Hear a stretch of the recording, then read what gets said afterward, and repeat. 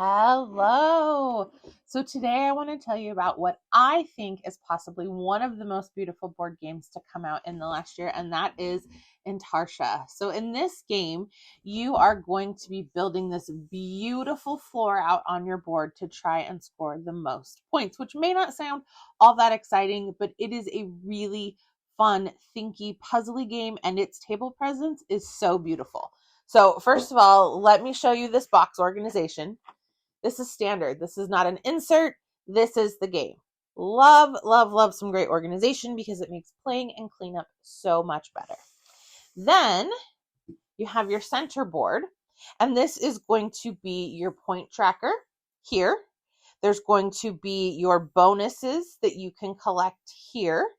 There's your round marker here, and there's your end game scoring points here. So everything is laid out really nicely. The only complaint I have is that on the back of the rule book, it shows you how to buy the pieces with the types of cards, and I wish this was a player aid available for every player. That is the only drawback I can find to this game.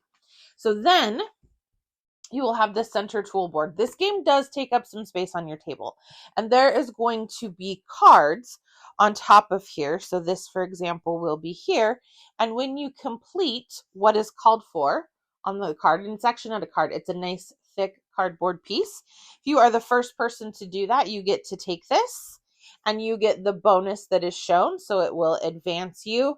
And there are different amounts of cards for if you are playing with 2, 3, or 4 players.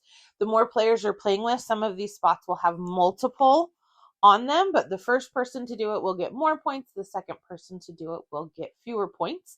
And there's also a fan-made solo available on Board Game Geek, which I have tried out and do feel that it works very well and plays very similarly point-wise to the regular game. So these are kind of the common areas.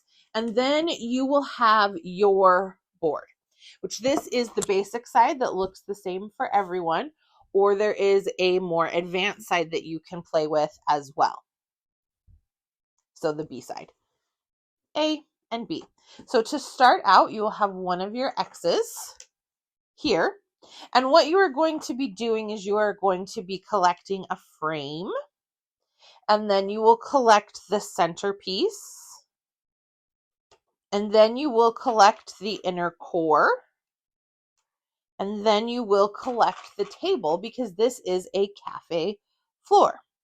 And you can be working on multiple frames at a time. You don't have to go in order of doing like frame, center, core. You can be working on different things at different times based on the cards you have available to you. And then you can also buy additional X's because you need those in order to expand out. So this game looks really cool.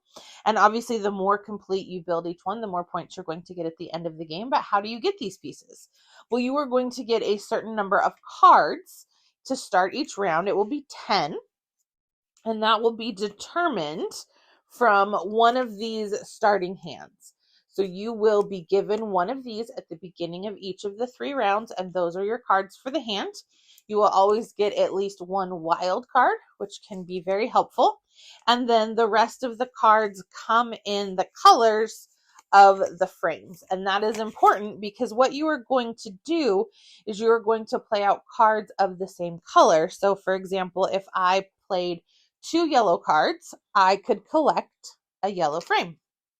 If I played 3 yellow cards, then I could claim a center for my yellow. If I played 4 yellow cards, I can get my core.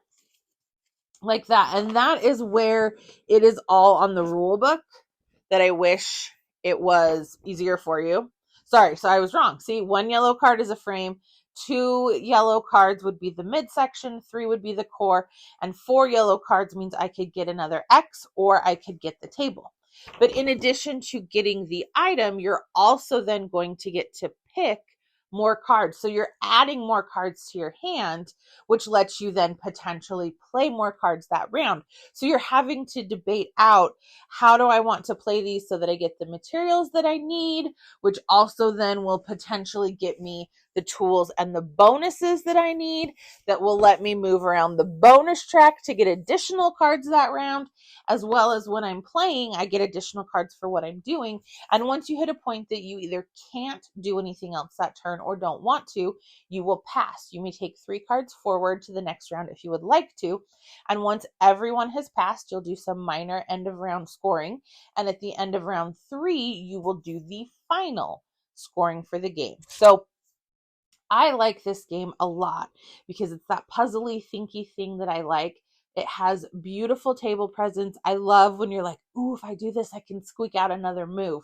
So for me, this game hits all of the sweet spots.